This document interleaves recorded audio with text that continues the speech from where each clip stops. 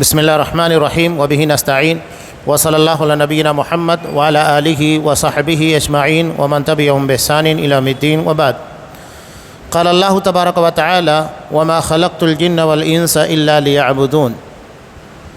محترم حاضرین، جن اور انس کی پیدائش کا مقصد عبادت ہے۔ یہ بالکل واضح چیز ہے، جیسا کہ سورہ ذاریات آیت نمبر 56 میں اللہ نے ارشاد فرمایا، میں نے جن اور انس ان دونوں کو محض اپنی عبادت کے لیے پیدا کیا۔ اب یہاں بات تھوڑا الگ پیرائے پر جاتی ہے، لیکن عقیدے سے جڑی ہوئی یہی ہے کہ ہمارے یہاں کچھ لوگوں نے توحید کی ایک تیسری قسم بنا لی، اور وہ تیسری قسم کیا ہے؟ توحید حاکمیت، یعنی حکومت صرف اللہ تبارک و تعالیٰ کے لیے، جبکہ آپ کو عقیدے کے باب میں یہ چیز کہیں پر ملنے والی نہیں ہے، یہ بعد میں لوگوں نے چسپاں کی ہے۔ یوں سمجھ لیجئے کہ یہ عقیدے کے باب میں ایک بدعت ہے کہ توحید حاکمیت کو جگہ دی جائے، جبکہ اس کا کوئی تصور نہ صحابہ کے زمانے میں تھا، نہ بعد میں اسلاف کے زمانے میں کبھی نہیں ملتا ہے۔ اسے دراصل تحریکیوں نے، اخوانیوں نے اور خارجیوں نے پیدا کیا۔ اب اس کا مطلب کیا ہے؟ مطلب یہ ہے کہ حکومت صرف اللہ کی، ان الحکم الا للہ، فیصلہ صرف اللہ کا چلنے والا ہے۔ یہ ان لوگوں کا دراصل مدعا ہے، حالانکہ یہ مقصود حیات نہیں، انسان کی پیدائش کا مقصد نہیں ہے۔ آپ صلی اللہ علیہ وسلم کے بارے میں ایک بڑا مشہور واقعہ جو کہ جنگ بدر کا ہے، اور جنگ بدر جہاں اسلام داؤں پر لگا تھا، اسلام کبھی داؤں پر نہیں لگا سوائے ایک موقع کے، اور وہ جنگ بدر کا موقع تھا۔ بعض لوگ کربلا کو کہتے ہیں، یہ سب فضول باتیں ہیں۔ اسلام صرف جنگ بدر کے موقع پر داؤں پر لگا تھا، اور اس کی وجہ کیا تھی کہ اگر اس جنگ میں مسلمانوں کو فتح نہیں ملتی، نتیجہ یہ ہوتا کہ مشرکین جو پہلے سے مسلمانوں کے بدترین دشمن تھے، یہ اور شد و مد اور طاقت کے ساتھ مسلمانوں پر حملہ کرتے اور بچے کچے مسلمانوں کا بھی خاتمہ کرتے۔ اس کے علاوہ مدینہ کے منافقین، ان لوگوں کو موقع ملتا جو موقع کی تلاش میں پہلے سے تھے، یہ بھی مسلمانوں کے خلاف اٹھ کھڑے ہوتے۔ یہود جو کہ مدینہ کے اطراف میں واقع تھے، ان لوگوں کی نگاہ اس جنگ پر تھی۔ اس کے علاوہ اطراف کے وہ قبائل جو مشرک تھے، وہ لوگ بھی دراصل اس موقع کی تلاش میں تھے اور تماشائی تھے کہ دیکھتے ہیں کہ کیا نتیجہ نکلتا ہے۔ تو یہ تمام چیزوں کو دیکھتے ہوئے کہ میدان جنگ میں، میدان بدر میں ہی اسلام داؤ پر لگا، آپ صلی اللہ علیہ وسلم نے وہاں اللہ سے دعا مانگی تھی۔ کیا دعا مانگی تھی؟ اللہم ان تہلک ہذہ العصابہ لم تعبد بعد، کہ اللہ اگر یہ جماعت آج ہلاک ہو جاتی ہے تو آج کے بعد روئے زمین کے پر تیری عبادت کرنے والا کوئی نہیں ہوگا۔ آپ نے یہ نہیں کہا کہ حکومت کرنے والا کوئی نہیں ہوگا، آپ نے کہا عبادت کرنے والا کوئی نہیں ہوگا، اس لیے کہ اصل چیز عبادت ہے، حکومت نہیں ہے۔ حکومت اگر مسلمانوں کو حاصل ہو گئی اچھی بات ہے، اور اگر نہیں حاصل بھی تو اس کا مطلب یہ نہیں ہے کہ ہم ناکام ہو گئے، نہیں۔ آپ اسلامی حکومت میں رہے یا غیر اسلامی حکومت میں، عبادت تو آپ کو بجا لانا ہے۔ نماز، روزہ، وہ تمام عبادات آپ کے پر فرض ہے۔ اور آج جو لوگ مثال کے طور پر ہندوستان، یہاں اسلامی حکومت نہیں ہے، مدعا لوگ اٹھاتے ہیں، ہم یہ کہتے ہیں کہ کیا یہاں پر ہمیں اسلام کے مطابق عمل کرنے میں کوئی روک ٹوک ہے؟ کیا ہمارے پر نماز کے پر پابندیاں ہیں، یا زکوٰۃ کے دینے پر پابندی، حج کے پر، روزے کے پر؟ جب تمام اراکین کی ادائیگی کے پر کوئی پابندی نہیں تو بلا وجہ کا ایشو یا مدعا بنانا کیا معنی رکھتا ہے؟ جو عبادت کی ہمیں توفیق مل رہی ہے، چھوٹ ملی ہوئی ہے، آپ اس کا فائدہ اٹھائیے، اور یہی دراصل جنت و جہنم کے فیصلے کی بنیاد ہے، حکومت نہیں ہے۔ اور حیرت کی بات ہوتی ہے کہ 2011 میں عرب بہاریہ جس کو کہا جاتا ہے، حقیقت میں وہ فسادیہ تھا کہ باقاعدہ اسرائیل اور امریکیوں کے سانڈ گارڈ کے ساتھ اخوانیوں نے اسلامی حکومت کو، مسلمانوں کی حکومت کو تباہ کرنے کی پلاننگ کی تھی، سازش کی تھی۔ تو ٹیونس، وہاں پر دیکھیے کہ ان لوگوں کی حکومت آئی، بقیہ کسی جگہ کامیاب نہیں ہو پائے۔ تو وہاں پارلیمنٹ کے اندر میں نے ویڈیو دیکھی، حیرت ہوتی ہے، پارلیمنٹ کے اندر جسے اسلامی حکومت کہتے کہ اسلام کے قائم کرنے کے لیے وہاں پارلیمنٹ کے اندر یہ بحث جاری تھی کہ شراب کی قیمت کتنی ہونا چاہیے. یہ اسلامی حکومت ہے جہاں پارلیمنٹ میں بیٹھ کر مسلمان شراب کی قیمتوں کے پر بحث کریں کہ اس کی قیمت میں کتنا اضافہ کرنا چاہیے. وہاں تو یہ بحث ہونا چاہیے کہ شراب کے پر پابندی کیسے عائد کی جائے، اس لیے کہ اسلام میں اس کی اجازت نہیں. سعودی عرب کے اندر اس کی اجازت نہیں ہے. جھوٹی خبریں، فیک نیوز باقاعدہ بار بار پھیلائی جاتی ہے، یہاں تک کہ انقلاب جیسے پیپر کے اندر اس کی تردید آئی. ہمارے یہاں کے پیپروں کے اندر، اخبارات کے اندر بغیر کسی تحقیق کے جیسے ہی خبر ملی اسے ریلیز کر دیا گیا. حیرت ہوتی ہے، آپ لوگوں کے یہاں تحقیق کا کوئی معیار نہیں کہ خبریں کہاں سے آ رہی ہے. ایک طرف یہ کہتے ہیں کہ میڈیا دراصل یہودیوں کے ہاتھ میں، اور دوسری طرف اسی میڈیا کی تمام خبروں کو من مان لیتے ہو. تو یہ میں نے ضمناً بحث اس لیے کی کہ اصل مدعا عبادت ہے یا حکومت. اب یہاں عبادت کو بے حیثیت کر دیا گیا. رمضان المبارک کے اندر میں نام لے کر کہہ رہا ہوں، منور زمان نامی ایک شخص موٹیویشنل، یعنی وہ اسلام کے تعلق سے لوگوں کو ابھارنے کے لیے، بہتر تعلیم کے لیے اور بہتر پیغامات کے لیے ویڈیوز اور پروگرام بناتا ہے. اس نے ایک بندے کو کھڑا کر دیا، نوجوان بچہ، وہ کھڑا ہو کر کہہ رہا ہے 24 گھنٹے کا اسلام کیا ہے. یہ کون سا 24 گھنٹے کا اسلام؟ اسلام تو ہماری نس رگوں کے اندر بسا ہوا ہے، زندگی کی آخری سانس تک ہے. اور تم کون ہوتے ہو اسلام کی تعبیر بیان کرنے والے؟ کیا اللہ نے تمہیں اس بات کی ذمہ داری دی، اسلام کی تم نے اسٹڈی کی اور اس کی مبادیات، اس کے عقائد، اس کی ایمانیات، ان تمام چیزوں کا مطالعہ کیا؟ کسی اول اور کسی کو دوم اور سوم رکھنا چاہیے. وہاں اہمیت دی جا رہی ہے اخلاق کو. ابے کون سا اخلاق؟ اخلاق کی تعریف تمہیں سمجھ میں آتی ہے؟ نماز کو بے حیثیت کر دیا گیا، کہا کہ نماز، ارے نماز صرف 10 منٹ کا کام ہے، زکوٰۃ 2 منٹ کا کام ہے، نکالو دے دو. ٹھیک ہے، آپ نے زکوٰۃ نکالا 2 منٹ میں دے دیا، لیکن اس زکوٰۃ کے نصاب تک پہنچنے کے لیے آپ کو برسوں لگ گئے. یہ ایسے بنا کر پیش کر رہے ہیں کہ عبادت کوئی حیثیت ہی نہیں رکھتی ہے. کیوں یہ سب چیزیں؟ اخلاق 24 گھنٹے آپ کے پر فرض ہے. حالانکہ آپ جب اخلاق کے بارے میں باتیں کریں گے، سب سے بڑی اخلاقی خوبی یہ ہے آپ اپنے مالک کو پہچانو، اپنے معبود کی حقیقت کا علم ہونا چاہیے. میرا معبود کون، میرا مالک کون ہے؟ یہ سب سے بڑا اخلاق ہے. توحید جس کو تعبیر کیا جاتا ہے، آپ صلی اللہ علیہ وسلم نے مکہ کے اندر سب سے پہلے اخلاقی تعلیمات نہیں، توحید کی تعلیم کو پیش کیا، اور یہی سب سے بڑا اخلاق تھا کہ آپ اپنے معبود حقیقی کو پہچانیے، اپنے مالک کو پہچانیے، اس کی عبادت بندگی کیجیے گا. یہ لوگوں سے میٹھی میٹھی باتیں کر لینا یہ اخلاق نہیں ہے. اصل اخلاق یہ ہے کہ صحیح اور غلط کی تمیز ہونا چاہیے. اور نماز، روزہ، حج، زکوٰۃ، یہ تمام چیزیں دراصل ہمارے اخلاق کو سنوارنے کا بہترین ذریعہ. اگر کوئی شخص نمازی نہیں، اگر وہ روزہ رکھنے والا نہیں، حج ادا کرنے والا نہیں، زکوٰۃ دینے والا نہیں، اس سے بڑا بد اخلاق کوئی نہیں ہے.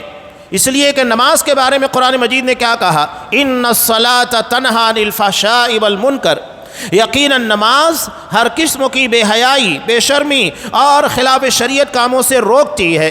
اب بتائیے کہ جس انسان کے اندر شریعت کے خلاف کام کرنے سے رکنے کا جذبہ پیدا ہو جائے، بے حیائیاں ختم ہو جائے، اس سے بہتر چیز کون؟ یعنی نماز ہمارے اخلاق کو سنوارنے کی بنیادی وجہ. اگر کوئی بے نمازی ہے تو اس سے بڑا بد اخلاق کوئی نہیں ہے. یہ میں اس لیے پیش کر رہا ہوں کہ لوگوں کو سمجھتا نہیں ہے کن باتوں کو پیش کرنا چاہیے، کن کی باتوں کو آگے بڑھانا چاہیے. ہمارے ہاں لوگ غلطیاں کرتے ہیں، لگتا ہے کہ ہاں بہت بھاری بول رہا ہے، بڑی اچھی باتیں لگ رہی ہے، آگے بڑھاؤ، فارورڈ کرو. یہ تمیز جب تک ہم عقیدے کے دروس اور درس قرآن، خطبات، ان تمام چیزوں کو علماء کے قریب رہ کر نہیں سیکھیں گے، اجلہ کبار علماء سے، تو یہی ساری فساد اور گمراہیاں ہمارے درمیان پیدا ہوگی. تو یہاں میرے بتانے کا مقصود یہی ہے کہ ہم حقیقت میں عقیدے کے درس اور ان مقصد عبادت، ان بنیادی چیزوں کو سمجھنے کی کوشش کریں. اللہ تبارک و تعالیٰ نے ارشاد فرمایا وَمَا خَلَقْتُ الْجِنَّ وَالْإِنسَ إِلَّا لِيَعْبُدُونَ، میں نے جن و انسوں کو محض اپنی عبادت کے لیے پیدا کیا. یہ آیت شیخ محمد بن عبد الوہاب رحمۃ اللہ علیہ نے یہاں پر توحید کے باب میں پیش کی ہے سب سے پہلے. اب یہاں اللہ تبارک و تعالیٰ نے یہ جو بات ارشاد فرمائی، یہ بڑی اہم چیز ہے. اللہ اگر یہ کہتا کہ میں نے جن و انس کو اپنی عبادت کے لیے پیدا کیا، سادہ سا جملہ تھا، لیکن اللہ نے کیا کہا؟ وَمَا خَلَقْتُ الْجِنَّ وَالْإِنسَ، میں نے انسان اور جنات کو نہیں پیدا کیا مگر اپنی عبادت کے لیے۔ یعنی یہاں بتانے کا مقصود یہ کہ صرف عبادت ہی کرنا ہے، اللہ کی بندگی ہی کرنا ہے، اس لیے اللہ نے اس طرح کا جملہ استعمال کیا۔ جیسا کہ کلمہ کے اندر ہے لا الہ الا اللہ، اللہ کے علاوہ کوئی معبود ہے ہی نہیں۔ اللہ سیدھے بھی کہہ سکتا تھا کہ اللہ ہی معبود ہے، لیکن اللہ نے پہلے نفی کی، لا الہ، کوئی معبود برحق ہے ہی نہیں، الا اللہ، مگر اللہ۔ پہلے انکار کرو تمام معبودان باطلا کا، اس کے بعد اللہ تبارک و تعالیٰ کا اقرار کرو۔ تو یہ جملے کے اندر دراصل تاکید بھی آ جاتی ہے اور تمام قسموں کے باطل عقائد سے اپنے آپ کو بچا بھی لیا جاتا ہے۔ یہاں اللہ نے ارشاد فرمایا وَمَا خَلَقْتُ الْجِنَّ، جن یہ عربی زبان کا لفظ ہے، دراصل مخلوق ہے، جن ایک مخلوق ہے، عالم غیبی مخفی عنہا، ایک غیبی مخلوق ہے جو کہ ہم سے چھپی ہوئی ہے۔ جنات ہم کو دکھائی نہیں دیتے، اگر وہ اس مجلس میں بھی بیٹھے ہوئے ہم نہیں دیکھ پائیں گے۔ خاص طور سے آپ دیکھیے گا کہ گندی جگہوں کے پر بھی جنات ہوتے، پیشاب پاخانے کی جگہ، اسی لیے وہاں پر جانے سے پہلے ہمیں دعا سکھلائی گئی کہ اللہم انی اعوذ بک من الخبث والخبائث، خبث والخبائث، ناپاک جن اور جنیوں سے پناہ طلب کی جاتی ہے تاکہ اس جگہ کے پر رہنے والے ناپاک جن اور جنات، ہمارے جنی اور جنات ہمارے پر کسی طرح سے برا اثر نہ چھوڑ پائیں۔ بہت سارے لوگوں کے پر جن کے اثرات جب ہوتے ہیں اس کی ایک بڑی وجہ یہی ہوتی ہے کہ وہ ناپاکی کے حالت میں ہے، یا اگر وہ پیشاب پاخانے کے لیے جاتے ہیں تو دعا کا اہتمام نہیں کرتے۔ دعا دراصل اللہ کی طرف سے سیکورٹی ہے، تحفظ ہے، کہ ہم اس کے ذریعے سے اللہ کا تحفظ، اللہ کی سیکورٹی چاہتے ہیں۔ اگر ہم سونے لگے، سوتے وقت انسان بے خبر ہو جاتا ہے، ایسے میں ہم آیت الکرسی پڑھتے ہیں، دیگر دعاؤں کا اہتمام کرتے ہیں، کیوں؟ تاکہ اللہ کی طرف سے ایک محافظ، ایک سیکورٹی گارڈ جب تک ہم سوئے رہیں ہماری حفاظت کرتا رہے۔ یہ بہت بڑا انعام ہے۔ ہم چوکی دار رکھتے ہیں، چوکی دار کس سے ہماری حفاظت کرے گا؟ چور سے جو دکھائی دیتا ہے، لیکن جن وہ تو کسی کو نہیں دکھائی دیتا، آپ اس سے کیسے بچیں گے؟ اللہ نے کتنا آسان ذریعہ بتایا۔ آپ آیت الکرسی پڑھیے، اس کے علاوہ دیگر دعاؤں کا اہتمام کیجئے، اس کی برکت سے رات بھر ایک محافظ آپ کی حفاظت کرے گا، مال کی بھی حفاظت ہوگی، جان کی بھی حفاظت ہوگی۔ یہ بہت بڑا انعام اللہ کی طرف سے آسان دعاؤں کی برکت سے ہمیں حاصل ہوتا ہے۔ تو جن ایک غیبی یعنی اندیکھی، جسے ہم دیکھ نہیں سکتے ہیں، ایک چھپی ہوئی مخلوق ہے جو ہماری نظر کے اندر نہیں آتی ہے۔ یہاں ضمناً ایک بات میں کہتا چلوں، ہمارے ہاں بہت سارے لوگ کیا کہتے ہیں کہ فلاں کتابیں اتنے جنات ہیں، کسی کے پاس 5، کسی کے پاس 10، لوگ کہتے ہیں نا، میں کہتا ہوں میرے پاس 20 ہے۔ کون آ کر دیکھتا ہے؟ کوئی دیکھتا تھوڑی ہے، بس ایسے ہی دعویٰ کر دیا جاتا ہے۔ پتہ ہے کہ اس کی کوئی تحقیق کر بھی نہیں سکتا ہے کس کے پاس کتنے جنات ہیں، سب ڈھکوسلے ہیں، کسی کے تابع کوئی جن نہیں ہوتا ہے۔ ہمیشہ یاد رکھیے حضرت سلیمان علیہ السلام کی دعا جو انہوں نے اللہ سے مانگی تھی کہ اللہ ربی حبلی ملک لا ینبغی لأحد من بعدی انک انت الوہاب، اے میرے پروردگار مجھے ایسی حکومت عطا کر جو میرے بعد کسی کو نصیب نہ ہو سکے۔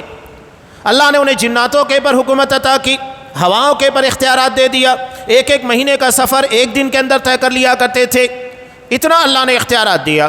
تو یہ دعا خاص تھی حضرت سلیمان علیہ السلام کے بارے میں۔ بخاری کی روایت کہ ایک شیطان جب آپ صلی اللہ علیہ وسلم نماز فجر ادا کرنے کے لیے آئے تو نماز کی حالت میں آپ صلی اللہ علیہ وسلم کے پر حملہ کرنا چاہا، اللہ نے اختیار دے دیا، چنانچہ آپ صلی اللہ علیہ وسلم نے اسے پکڑ لیا، اور پکڑنے کے بعد صحابہ نے بھی نماز کے اندر دیکھا کہ آپ آگے بڑھے، اور اس کے یہ اس روایت کا حصہ نہیں ہے۔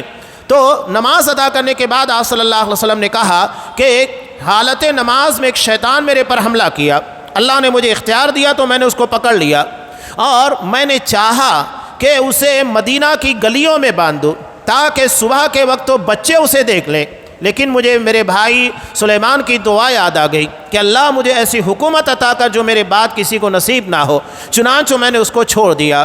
اب سوچئے کہ آپ صلی اللہ علیہ وسلم کو اختیار ملنے کے بعد بھی اس کے پر قابو نہیں رکھا، تو کسی اور کو اختیار کہاں سے مل سکتا ہے کہ وہ جن کے پر اختیار رکھے، اسے اپنے قابو میں رکھے؟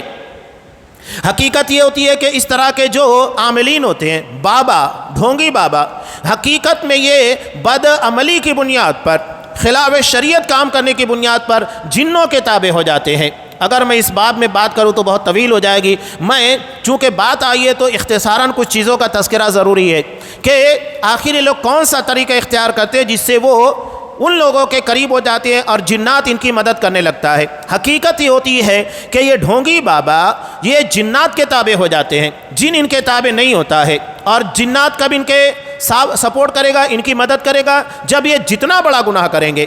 شیخ عبدالسلام بالی حفظہ اللہ جو سعودی عرب کے بہت بڑے عالم ہیں، جن اور شیاطین جادو سے متعلق ان کی بڑی مشہور کتاب ہے، آپ اسے پڑھیے، اردو ترجمہ بھی موجود ہے، تو آپ کو اس کے بارے میں حقیقت کا علم ہوگا۔ میں کچھ چیزیں بیان کروں کہ اس طرح کے ڈھونگی بابا لوگ جسے ہمارے یہاں سفلی علم کہا جاتا ہے، یعنی وہ علم جو شریعت کا نہیں ہے، سیدھے سیدھے جادو کہنا چاہیے، وہ سفلی علم نہیں ہے، جادو ہے، اور جادو اسلام میں حرام ہے، اور جادوگر کی سزا اسلام میں قتل کر دینا ہے۔ اسلامی حکومت، عام مسلمانوں کو اجازت نہیں ہے کہ وہ کسی بھی جادوگر کو پکڑ کر مارے ٹھوکے ختم کرے، نہیں، یہ اسلامی حکومت کا کام ہوتا ہے، عام لوگوں کو اس بات کی اجازت نہیں ہے، یہ اسلامی سزا ہے، وہ بیان کرنا مقصود ہے۔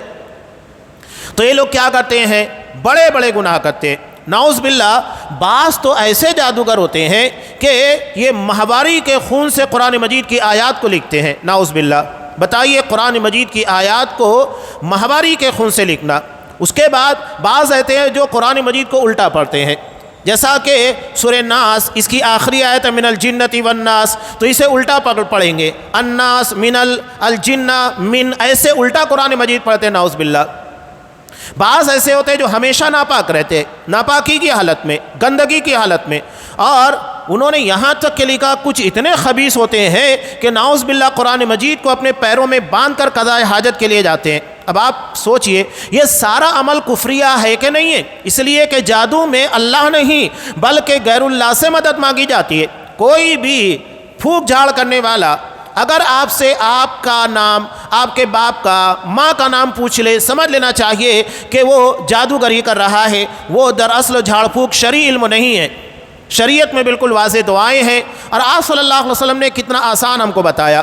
آپ اذکار کا اہتمام کیجئے، صبح شام کے اذکار پڑھیے، نماز کی پابندی کیجئے، گھر میں داخل ہوتے وقت دعا پڑھیے، باہر نکلتے وقت دعا پڑھیے، قضاء حاجت کے لیے جاتے آتے وقت، یہ سیفٹی اللہ کی طرف سے۔ ہم اگر ان تمام چیزوں کا اہتمام کریں تو کتنا بڑا خبیث ہو، شیطان ہو، وہ ہمارے پر حاوی ہو ہی نہیں سکتا ہے، اس لیے کہ اللہ کے کلام کے آگے کسی کو طاقت نہیں ہے کہ اس کا مقابلہ کر سکے۔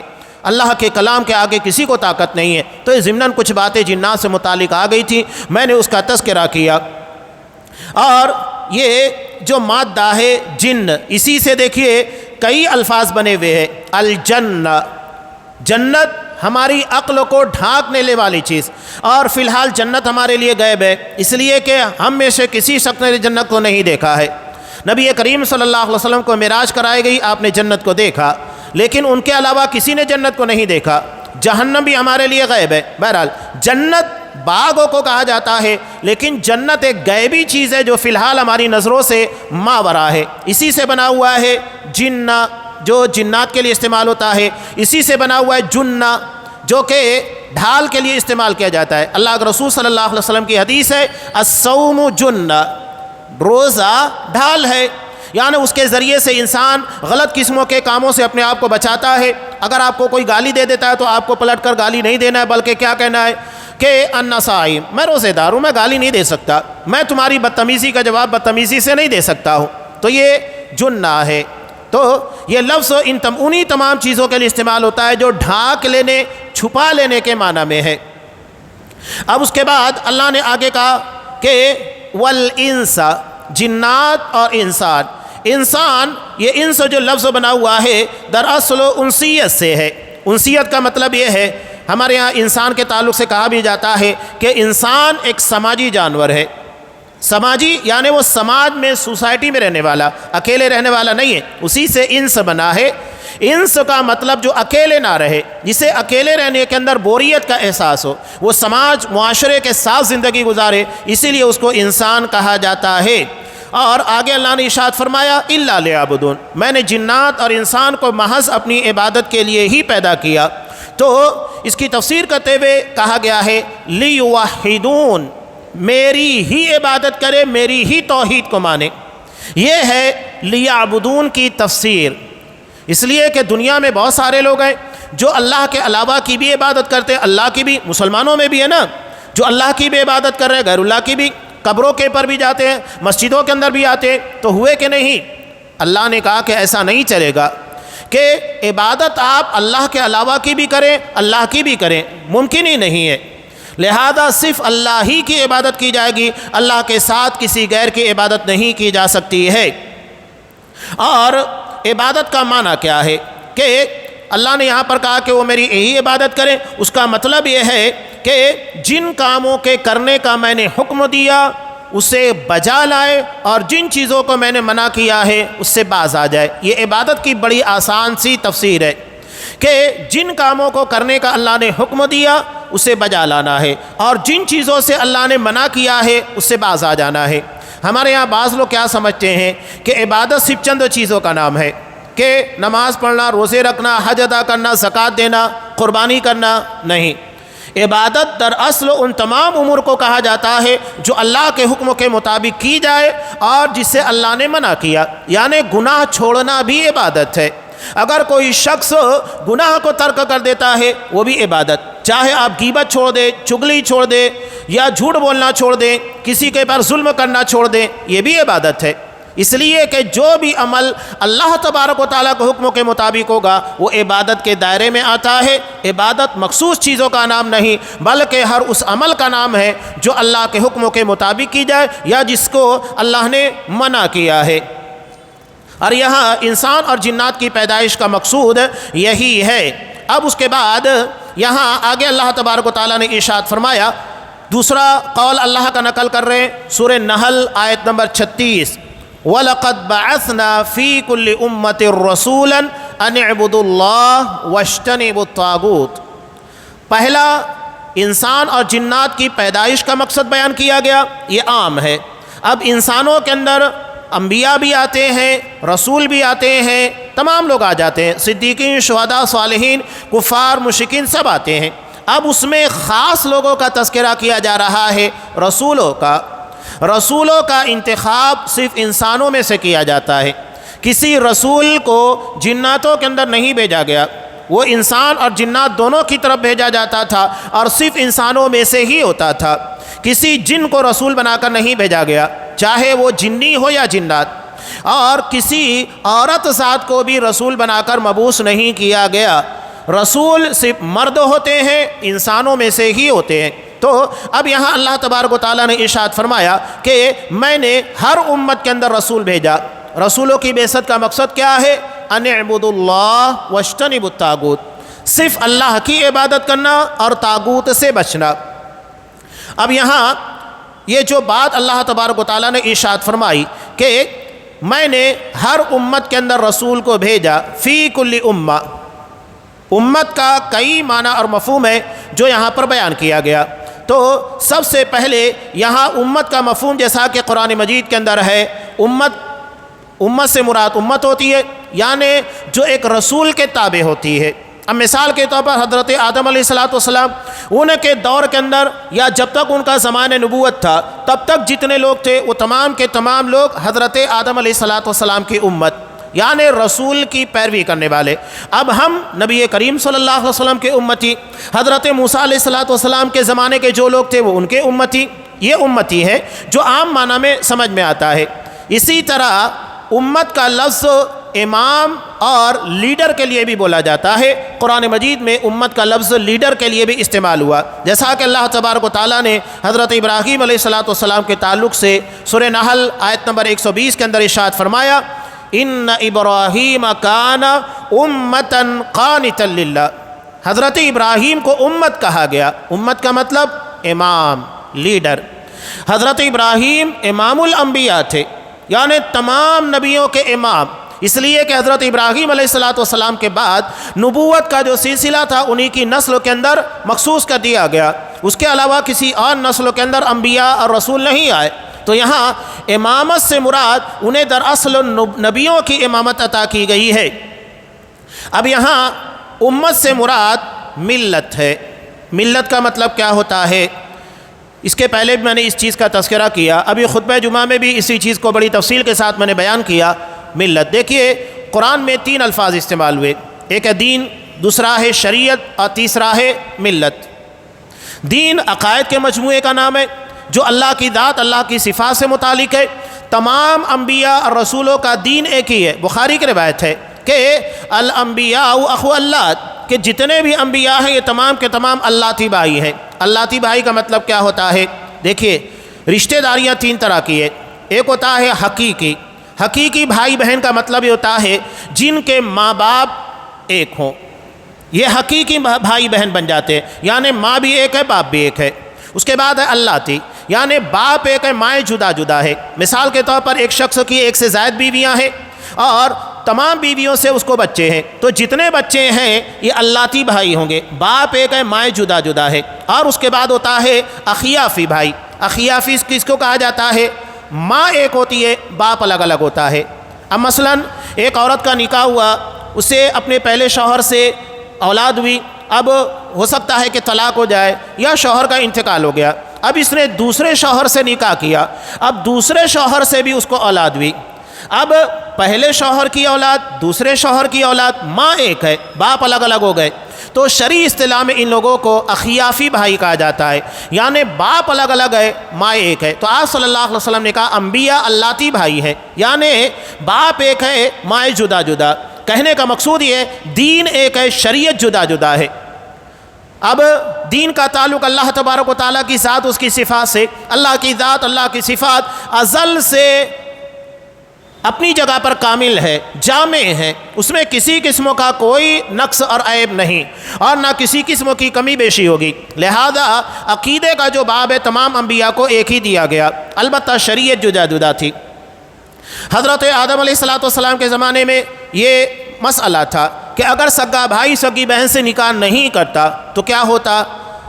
نسل آگے ہی نہیں بڑھتی، اس لیے کہ سب سگے بھائی بہن تھے، تو وہاں سگا بھائی سگی بہن سے نکاح کر سکتا تھا، اجازت تھی۔ اب آگے چل کر جب یہ مسئلہ حل ہو گیا تب سگا بھائی سگی بہن سے نکاح نہیں کر سکتا۔ حضرت یعقوب علیہ السلام، ان کے زمانے کے اندر، ان کی شریعت کے اندر کیا حکم تھا کہ بیک وقت تو 2 سگی بہنوں کو نکاح میں رکھ سکتے ہیں۔ حضرت یعقوب علیہ السلام کے نکاح میں 2 سگی بہنیں تھیں، ایک بیوی سے حضرت یوسف علیہ السلام اور ان کے سگے بھائی بنیامین تھے، اور دوسری سے بقیہ 10 بھائی تھے۔ تو ان کی شریعت تھی۔ ہماری شریعت میں کیا حکم آیا؟ وَأَن تَجْمَعُوا بَيْنَ الْأُخْتَيْنِ إِلَّا مَا قَدْ سَلَفَ، 2 سگی بہنوں کو بیک وقت و نکاح میں نہیں رکھ سکتے، الا یہ کہ پہلے کا انتقال ہو جائے یا اسے طلاق دے دیا جائے تب دوسری کو لا سکتے۔ تو شریعت کے احکامات، یہ چند مثالیں میں نے دی، جدا ہوتے گئے۔ تو یہاں ملت سے مراد تیسرا لفظ آتا ہے۔ شریعت کا تعلق بندوں سے ہے، اس لیے وقت اور حالات کے تقاضوں کے اعتبار سے اس میں تبدیلیاں ہوتی رہیں۔ اب ملت کس کو کہتے ہیں؟ ملت دراصل کہتے ہیں دین اور شریعت کا نفاذ، یعنی عقیدہ توحید کو کتنے اچھے انداز سے آپ سمجھا سکتے ہیں، اسی طرح آپ شریعت کے احکام کو کتنے اچھے طریقے سے بیان کر سکتے ہیں، وہ ہے ملت۔ حضرت ابراہیم علیہ السلام کی ملت کی پیروی کرنے کا حکم کیوں دیا گیا؟ انہوں نے اللہ کے دین اور شریعت کو جتنے شاندار طریقے سے لوگوں کے درمیان پیش کیا، سمجھانے کی کوشش کی، اور جتنی جد و جہد کی، وہ ایک مثال ہے۔ اسی لیے حضرت ابراہیم علیہ السلام کی شریعت نہیں بلکہ ملت کی پیروی کا حکم دیا گیا، یعنی جس طریقے سے انہوں نے دین اور شریعت کو نافذ کرنے، لوگوں کو سمجھانے کی کوشش کی، ہمارے اندر بھی وہی اخلاص، وہی جذبہ، وہی جد و جہد ہونا چاہیے، یہ ہے ملت۔ تو یہاں ملت، جیسا کہ سورہ زخرف میں اللہ نے ارشاد فرمایا آیت نمبر 23، اِنَّا وَجَدْنَا آبَاءَنَا عَلَى أُمَّةٍ، ہم نے اپنے باپ دادا کو ایک امت کے پر، امت یعنی ملت کے پر پایا، انہیں جس طریقے پر دین کے مطابق چلتے ہوئے پایا، ہم بھی اسی طرح دین کو فالو کریں گے۔ جیسا کہ ہمارے یہاں لوگ کہتے ہم نے اپنے باپ دادا کو ایسا کرتا ہوا پایا، ان کو سمجھتا نہیں تھا کیا؟ اتنے سارے علماء کو نہیں سمجھتا ہے کیا؟ یہ عام مثال بنی ہوئی ہے۔ تو دین دراصل ہمارے باپ دادا کے طور طریقے سے نہیں بلکہ دین کتاب و سنت سے لیا جائے گا، وہی چیز یہاں بتانا مقصود ہے۔ اور چوتھی چیز، امت سے مراد زمانہ ہوتا ہے، ایک زمانے کو بھی امت کہا جاتا ہے، جیسا کہ سورہ یوسف میں اللہ نے ارشاد فرمایا آیت نمبر 45 وَالذَّكَرَ بَعْدَ أُمَّةٍ۔ حضرت یوسف علیہ السلام جیل میں گئے، یہ واقعہ آپ کو تفصیل کے ساتھ پتہ ہے۔ وہاں پر ان کو ایک ساتھی ملا اور اسے نجات مل گئی۔ حضرت یوسف علیہ السلام نے اس سے کہا تھا کہ بادشاہ کے پاس جانے کے بعد میری بے گناہی کا تذکرہ کرنا، لیکن وہ بھول گیا۔ قرآن نے کہا وَالذَّكَرَ بَعْدَ أُمَّةٍ، اسے ایک زمانے کے بعد یاد آیا۔ یہاں امت سے مراد زمانہ ہے، قرآن امت کہہ رہا ہے لیکن اس کا مفہوم زمانہ ہے۔ ایک زمانے کے بعد اسے یاد آیا کہ حضرت یوسف علیہ السلام نے مجھے کچھ کہا تھا، اپنی بے گناہی کا ثبوت دینے کے لیے کہا تھا۔ تو قرآن کی آیات کے پر غور کیجئے گا، اس سے معلوم ہوتا ہے کہ کون سا لفظ کس معنی کے اندر استعمال ہوا۔ اگر ہم قرآن کو حقیقت اس کے حقیقی تفسیر سے ہٹ کر اگر دیکھیں گے تو بہت ساری گمراہیاں آئیں گی، لہذا قرآن کو اسی طریقے پر سمجھنا چاہیے جیسا کہ ہمارے صحابہ نے، اسلاف نے سمجھا تھا۔ تو یہ ہے رسولوں کی بعثت۔ اب آگے جو تفصیل آ رہی ہے وہ ہے رسولوں کی بعثت کی حکمت۔ انشاءاللہ یہ باب بھی کافی طویل ہے، ہم آئندہ دروس میں وہ تمام چیزیں کہ رسولوں کے بھیجے جانے کی حکمت کیا تھی، بڑے شاندار طریقے سے اس چیز کا آگے درس میں تذکرہ آ رہا ہے۔ اللہ تبارک و تعالیٰ سے دعا ہے کہ قرآن مجید کی آیات جو عقائد سے متعلق ہے، جس میں کچھ مسائل بھی آتے ہیں، اللہ ہمیں اسی طریقے پر سمجھنے کی توفیق دے جیسا نبی کریم صلی اللہ علیہ وسلم نے سمجھایا، صحابہ نے سمجھا، امت تک پہنچایا اور ہمارے اسلاف نے اس کو سمجھا۔ اللہ ہمیں اسی نہج کے پر دین اور عقائد اور شریعت کے احکامات کو سمجھنے اور اس کے مطابق عمل کی توفیق دے، ہر قسم کی گمراہیوں سے حفاظت فرمائے۔ آمین۔ وآخر دعوانا ان الحمد للہ رب العالمین۔